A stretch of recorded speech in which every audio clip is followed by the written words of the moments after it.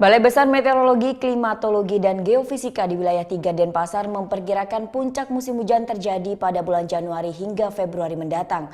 Masyarakat diminta untuk tetap waspada dan potensi banjir dan longsor khususnya di wilayah dataran tinggi dan tebing.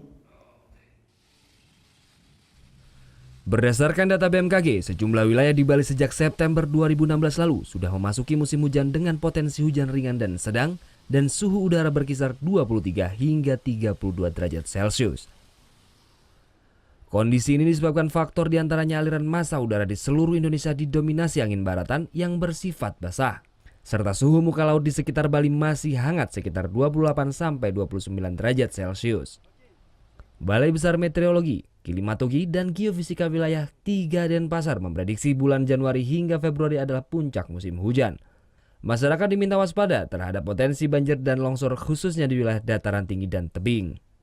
Dengan kondisi seperti ini, kalau menjelang puncak-puncak biasanya di Bali antara Januari-Februari ya akumulasi curah hujan cukup tinggi. Tentu saja kita perlu mewaspadai kondisi-kondisi seperti itu. Jadi yang perlu kita perhatikan bahwa kondisi puncaknya ada di sekitar Januari hingga Februari di wilayah Bali dan sekitarnya.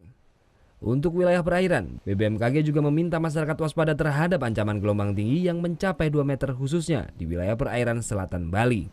Para nelayan dan pelaku kegiatan wisata bahari dihimbau untuk selalu memperhatikan informasi BBMKG, khususnya peringatan dini cuaca ekstrim. Muhammad Hasanuddin melaporkan untuk NET. Oke, sekarang Udah selesai kan nontonnya? Nah, jadi jangan lupa buat like, komen, dan subscribe ya.